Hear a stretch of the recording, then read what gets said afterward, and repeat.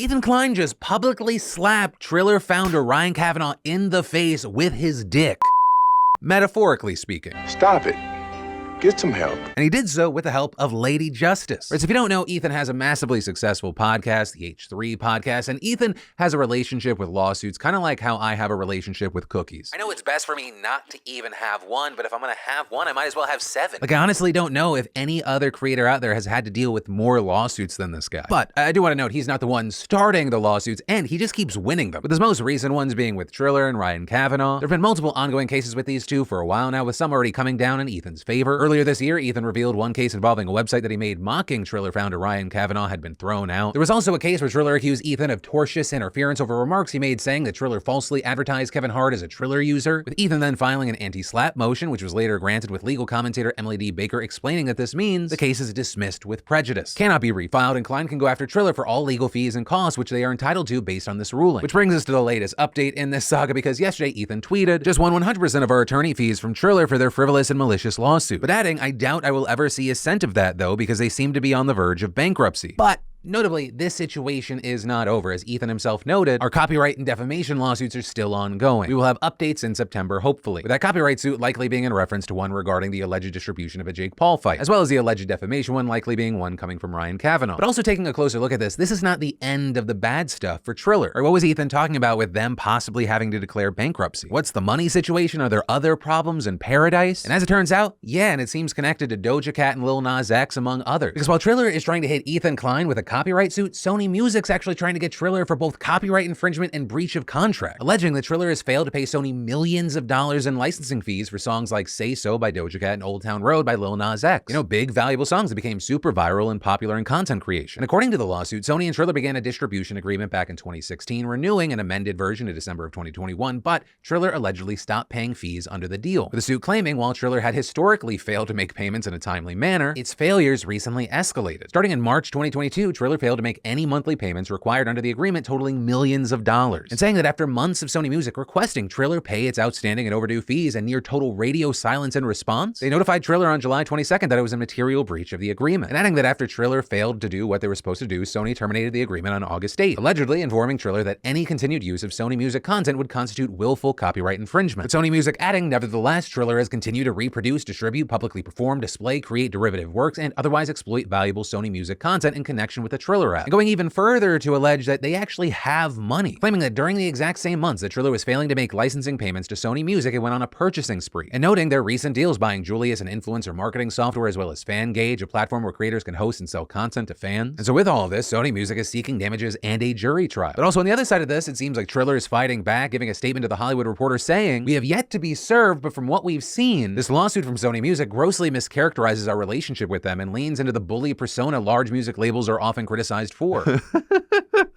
Pop meet kettle. "We are focused on furthering the creator economy, and we will continue to seek a contract that achieves that goal." But adding, if necessary, we will defend our case in court, and claiming that the process of removing a music catalog is not immediate, and as of today, all identified Sony Music has been removed from Triller. But also with this, I do want to note, this is not like the first lawsuit Triller has faced, even in recent weeks. Getting sued earlier this month by Swizz Beatz and Timbaland, who claim that they're owed payments from Triller over its acquisition of their live streaming rap battle show, as well as last year, Universal Music pulling its catalog from Triller over accusations that it was not paying artists for music use. But ultimately, that's where we are right now, and as we look to see what happens next, I want to pass the question off to you. What are your thoughts with all of this?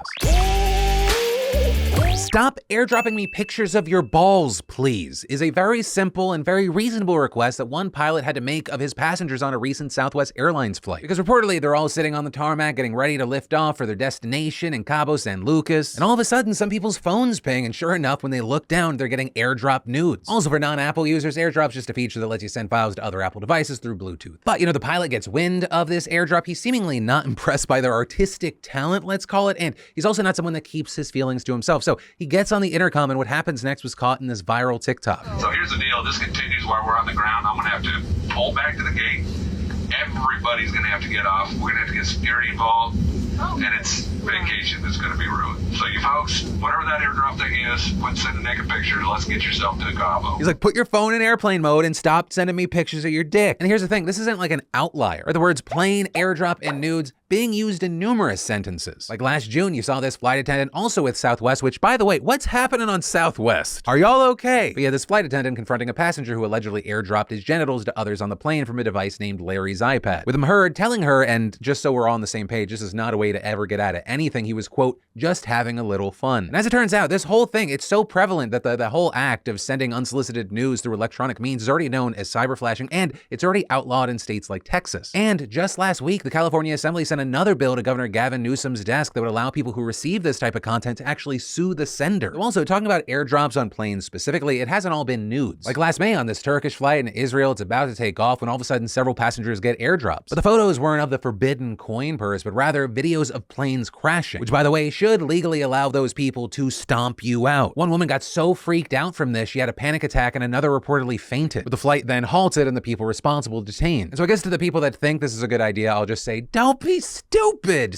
because the law's catching up with you now. And two, can we just not be dicks to strangers, nor show our dicks to strangers unless they ask us nicely? Twitter and porn go together like peanut butter jelly, which makes sense. It's one of the only social media platforms that doesn't crack down on it. I mean, you can't even show a nipple on Instagram, and I've seen things in a Starbucks line accidentally on Twitter that is a bit much. I'll leave it at that. But all of that makes it all the less surprising that Twitter was actually considering embracing that and even launching an OnlyFans competitor. But in considering that, realizing, oh my God, we have a huge problem here. So according to documents obtained by The Verge, in spring of this year, Twitter was looking into how it could monetize all the porn on the site. But the basic idea being, hey, let's just make a connected OnlyFans clone. Adult content creators would be allowed to sell subscriptions of their content directly on Twitter. They're essentially doing that already. It would encourage people to stay on Twitter. It would be a one-stop shop, and there's a ton of money in it. OnlyFans is projected to bring in $2.5 billion in revenue this year, which is a fuck ton of money in general, but also for Twitter. But if Twitter were to somehow hypothetically capture all of that, it'd be a 50% increase in revenue for Twitter. So even capturing a small part of that would be a massive win. However, that's where we start seeing concerns and problems. Right, for concerns, are we going to anger our advertisers, which are currently how Twitter makes most of its money? And so reportedly, they put together a so-called red team whose job was to pressure test the decision to allow adult creators to monetize on the platform, and to do so by specifically focusing on what it would look like for Twitter to do this safely and responsibly. And almost immediately, they slammed the brakes on this, finding that Twitter, as is, actually lacked the ability to police porn on the platform. And of particular concern was the fact that Twitter cannot accurately detect CP and non-consensual nudity at scale. And the red team also concluding that a subscription service would just make this problem even worse. So because of this story and the documents, it's put a spotlight back on the fact that over the years, researchers have shown that CP and revenge porn have been ongoing problems for the platform, especially when you consider that much of the content is reported to a database called PhotoDNA and used by platforms to quickly match identifying photos and delete them. But obviously that's a situation that just looks backward. And some reports have found that nearly 84% of the exploitive content on Twitter is new, meaning it's not in the database until they put it in there. And unlike Google or Facebook, both of which have to deal with these same issues, Twitter doesn't have nearly the same resources to automate ways to automatically detect this content, as it's failed to turn a profit in 8 of the last 10 years, meaning that it actually relies on a team of people to manually sift through all of this. And based on reports right now, it doesn't seem like Twitter is going to do much to expand its abilities. With it being said, some solutions were just way too expensive or could put people's real identities at risk if there was a data breach. And what appears to be the real nail in the coffin here was that on August 23rd, a group that was looking into how to combat exploitive content allegedly had its priorities changed to stopping spam accounts amid pressure from Elon Musk. But ultimately, that's the situation as it appears now, and we'll have to wait to see if anything changes. Reports of separation anxiety in dogs has spiked over the past few years as pet owners are spending more time at home amid the pandemic. And that's why I want to mention and thank the sponsor of today's show, Kradle. As many of you know, I'm a dog owner and lover, but my big girl especially suffers from separation anxiety and tendencies. But since we introduced her to the Bliss Bar from Kradle, we've seen her just be chill. And chill's the key word, not drugged out and not showing the anxiety she's had in the past. Kradle has bundles of chews for stressful situations, and their chillers long-lasting hard chews and new all-day calming bones are especially great for separation stress, keeping dogs calm and happy for a long period of time. And Kradle's unique products work naturally with a canine endocannabinoid system to calm your dog safely and quickly from the inside out. Plus, I love that Kradle's giving back to animal shelters everywhere, making adoption easier for all. So for 20% off your order of Kradle products, go to cradlemypet.com/DeFranco and use promo code DeFranco at checkout. And you can also shop on Amazon or even visit your local Walmart or pet store to pick some up today. But that was cradlemypet.com/DeFranco, promo code DeFranco.